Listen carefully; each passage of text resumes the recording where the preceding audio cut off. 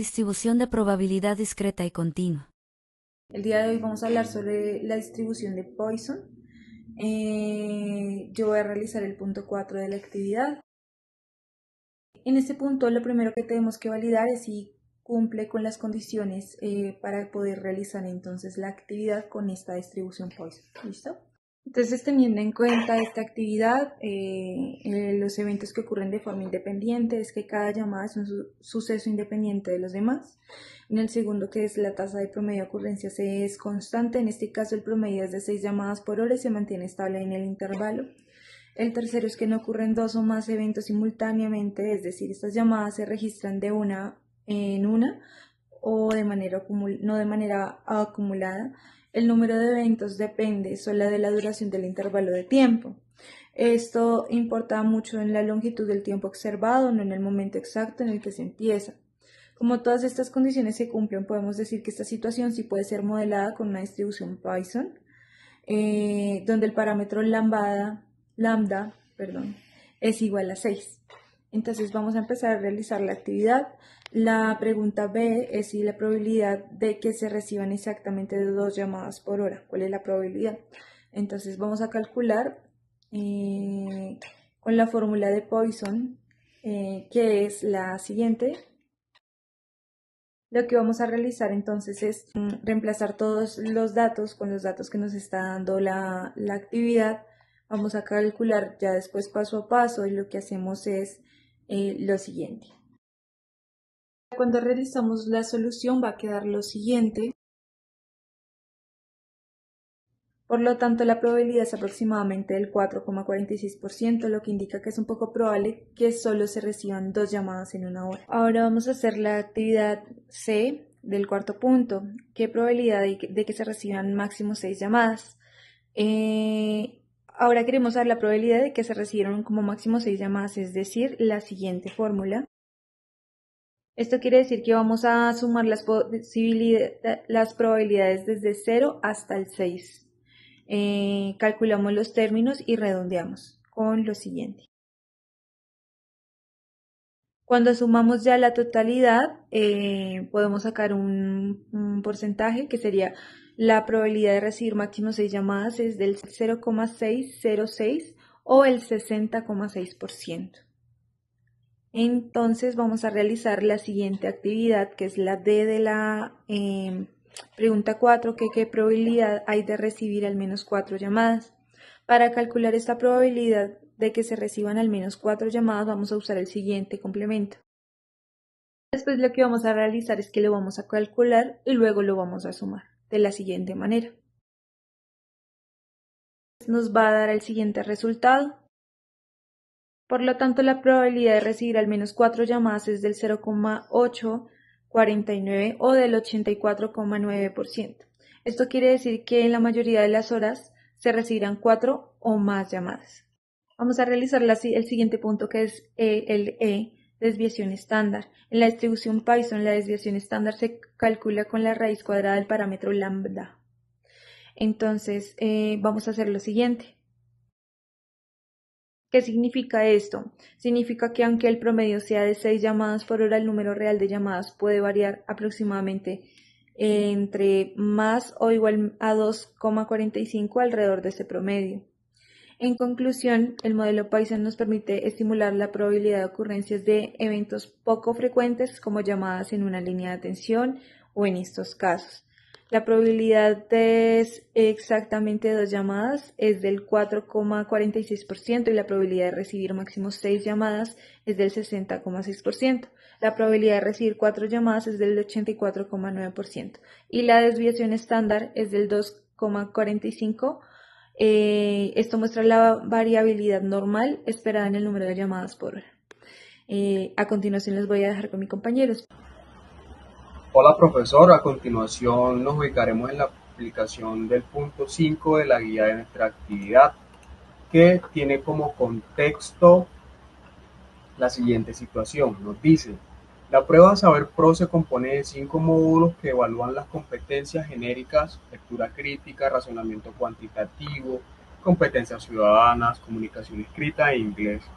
Además de los anteriores, hay 40 módulos asociados a temáticas y contenidos específicos que los estudiantes tienen la posibilidad de presentar de acuerdo con su área de formación profesional.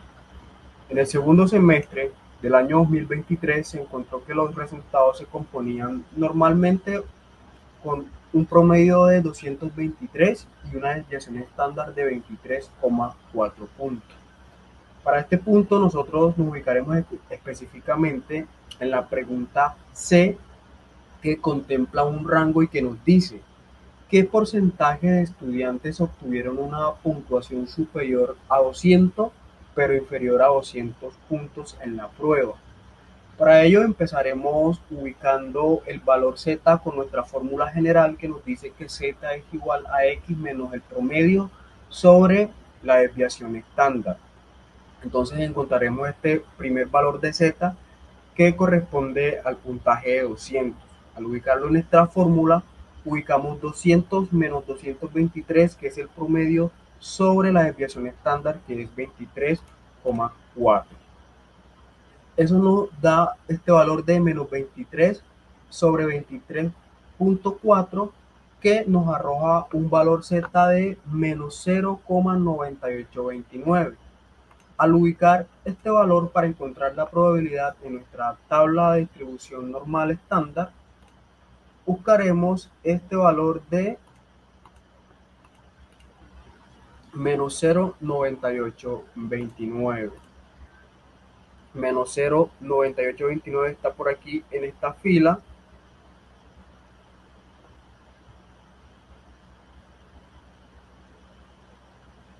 Y eso nos da un valor de 0,1635 de probabilidad, que es justamente este valor que tenemos acá. 0,1635.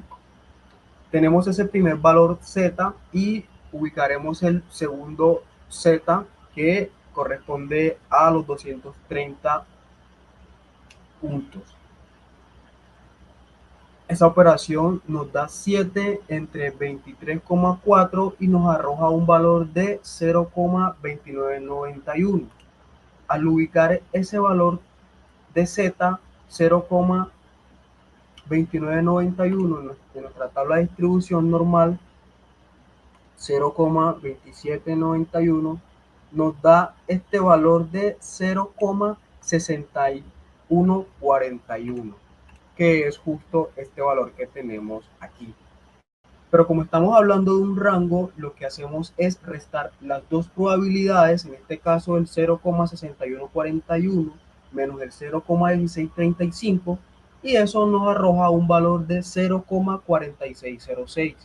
Si hacemos la operación multiplicándolo por 100 para obtenerlo en porcentaje, entonces nos da que el porcentaje de estudiantes que obtuvieron una puntuación superior a 200 pero inferior a 200 puntos es de 46,06%.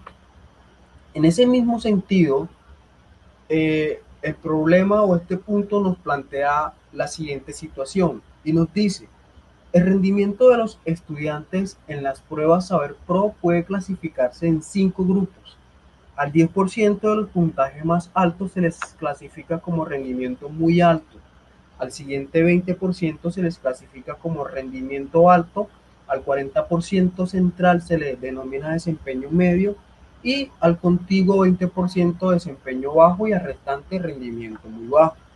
Nos damos cuenta que aquí ya nos ubicamos en un problema de clasificación, por lo tanto vamos a utilizar los percentiles y vamos a responder la pregunta D, que nos dice: ¿qué puntaje debe obtener un estudiante para ser clasificado como desempeño muy alto? Si nos damos cuenta, el puntaje para los estudiantes con desempeño muy alto está clasificado en el 10%, es decir, el porcentaje debe estar por encima de ese 90% y por tanto vamos a ubicarnos en el percentil 90. Para encontrar esta área acumulada del percentil 90, obviamente eso nos lleva a un 0,90. Al ubicar este 0,90 y encontrar este valor en la tabla de distribución, nos arroja un resultado de 1.28. Ese 1.28 entonces los vamos a usar para calcular el puntaje X, obviamente despejándolo en la fórmula Z, que nos dice que X, un subpercentil, es igual al promedio más el valor Z, es decir, este 1.28 más la desviación estándar. Despejamos la fórmula, ubicamos el 223, que es el promedio, más el 1.28, el valor Z, por el 23.4, que es la desviación estándar. Si hacemos esta multiplicación del 1.28 por el 23.4, nos da un valor de 29.952, y si lo sumamos con el 223, eso nos arroja un puntaje de 252.952, y por tanto, para responder a nuestra pregunta, el estudiante debe tener un puntaje de 252.952 para ser considerado con desempeño muy alto. Muchas gracias, querido profesor.